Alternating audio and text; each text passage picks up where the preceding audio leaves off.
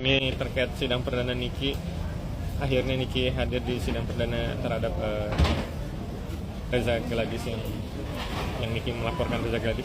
Niki bilang bang, dia menyangkal kalau Niki merasa tidak pernah meminta uang ke Reza Gladys, malah Reza Gladys yang mengejar-ngejar Mail, yang malah mengasih uang ke Mail asistennya dengan cara cuma-cuma. Ini gimana menurut abang sebagai praktisi hukum melihatnya? Ya kan sidang pertama tuh biasa bacaan dakwaan ya. Kalau pembacaan dakwaan itu kan di situ terlihat nih BAP itu dari mulai awal kejadian, adanya saksi, terus dikumpulkannya bukti, nah semua itu terlihat di sini. Nah kalau memang ternyata memang ada sesuatu hal yang janggal ya, ada sesuatu hal yang tidak ada kesesuaian terhadap fakta, tentunya kita bisa meminta perlindungan hukum, ya, minta keadilan kemana? Ya, Dewan Pengawas. Yang kedua kita bisa ke KAID, minta diawasi agar proses hukum ini berjalan sesuai dengan norma-norma ataupun aturan-aturan hukum, bahkan juga yang tidak menerima keadilan tentunya bisa mendapatkan itu kan seperti itu. Nah dari dakwaan itu tentunya nanti kita akan apakah dakwaan itu sudah sesuai atau belum. Kalau belum maka kita berhak untuk mengajukan eksepsi. Apa eksepsi itu? Adanya satu keberatan terhadap apa? Terhadap dakwaan, terhadap sangkaan yang ada di dalam BAP, baik itu dalam. Nah itu di dalam situ nanti kita akan lihat bentuk-bentuk dari sangkaan, sanggahan, bahkan punya bukti ataupun alasan-alasan kenapa dakwaan itu sepertinya ada ketidaksesuaian.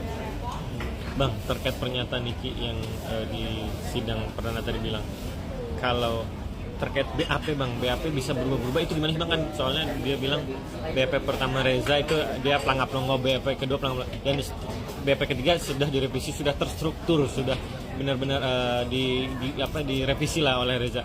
Ini menurut abang sebagai praktisi hukum melihatnya seperti apa bang, yang sering ke penyidik? Jadi, dan ada beberapa alasan kenapa BAP itu bisa berubah. Yang pertama, orang ini tidak cakap hukum atau tidak ngerti. Tapi itu tidak masalah. Itu tidak menjadikan suatu pokok permasalahan terhadap dakwaan yang adanya BAP itu berubah-ubah. Bentuk dari proses di dalam proses pemberkasan baik itu P19 ataupun nanti limpaan 42 itu boleh-boleh aja. Ya, sah-sah saja.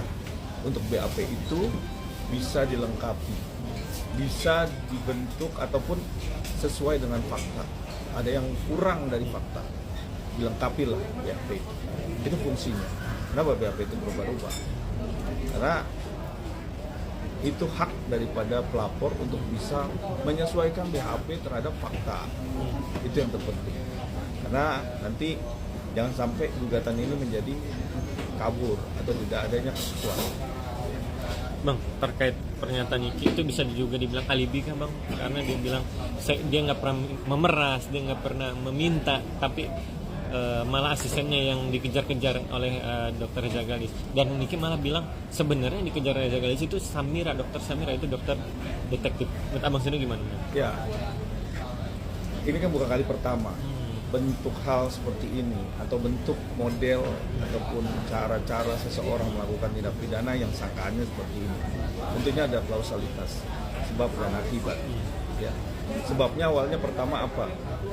Menjadikan satu bentuk orang menjadi ketakutan. Kan tentunya ada sebab pemicu.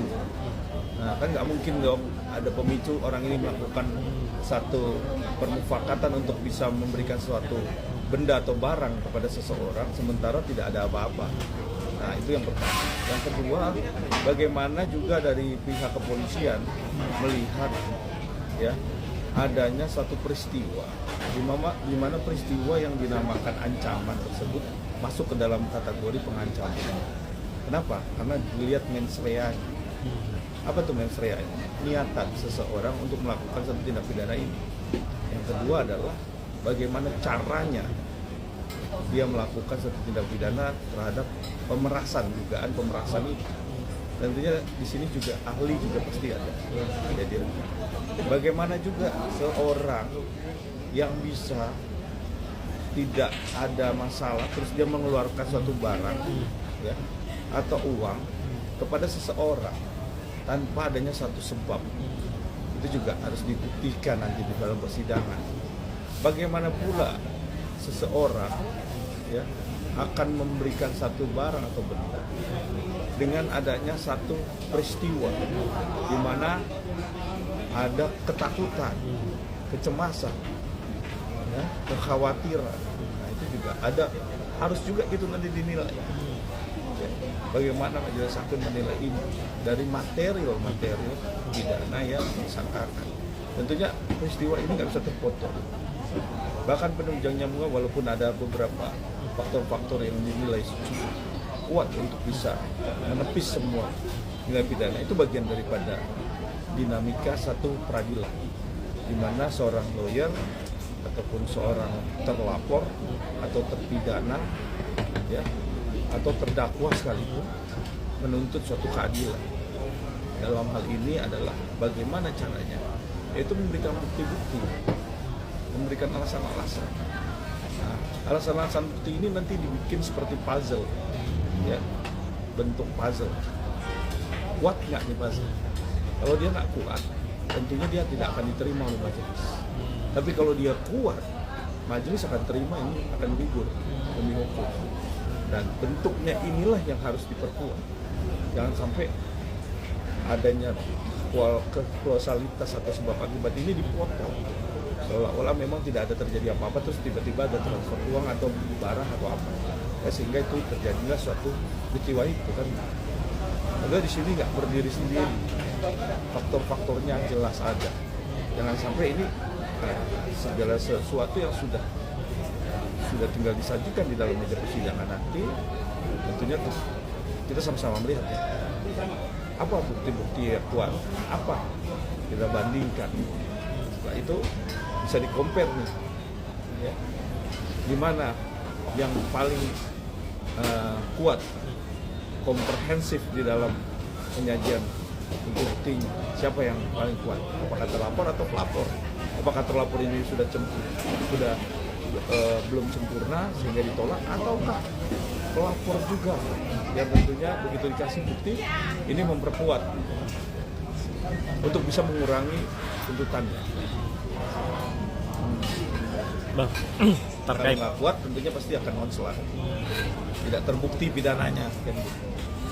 Terkait tadi pernyataan abang yang bilang setiap orang punya untuk menuntut keadilan, dan Niki saat mulai sidang menulis surat surat terbuka ke Presiden Prabowo kita, yaitu terkait pembacanya dia menuntut keadilan. Kenapa hukum di Indonesia seperti ini, padahal dia menyelamatkan muka banyak orang Indonesia terkait produk skincare-nya Dr. Erga yang overclaim, yang tidak lulus BP POM. Dia sampai mencurahkan hatinya menulis surat terbuka untuk Presiden Prabowo. Menurut abang sendiri gimana? Ya tentunya seorang yang meminta keadilan tentunya dia dalam posisi yang butuh keadilan. Nah ini perlu dipahami bahwa ada prosedural, ada cara untuk bisa menempuh satu proses di mana meminta satu keadilan, ya kan? Perlindungan hukum. Kemana? Ya ada Dewan Pengawas, ada KAI, Bawas, Badan Pengawas, yang artinya ini semua sudah diatur. Jadi kalau dalam persidangan nanti dia mengawasi, ya, mengawasi bagaimana tata sidangnya ini, bukti-buktinya, bahkan juga nanti pada waktu putusan juga diawasi. Tidak serta-merta melakukan putusan seenaknya atau tidak ada kesesuaian terhadap fakta buktinya. Nah ini yang kita khawatir. Nah, kedua adalah Presiden pun juga bisa minta perlindungan, minta bagaimana penegakan hukum di Indonesia ini diperbaiki sebenarnya. Itu sepakat saya. Tinggal bagaimana nanti kita bandingkan dengan peristiwa, kita bandingkan dengan fakta aktual, kita bandingkan dengan bukti-buktinya, kita bandingkan dengan saksinya. Itu kan dibandingin, di-compare, dibentuk. Tinggal yang tadi saya bilang, puzzle itu kuat tidak? Kalau nggak kuat rubuh. Artinya tidak bisa ditanggung jawabkan, artinya tidak bisa diterima. Tapi kalau kuat, kasus ini, kasus NM bisa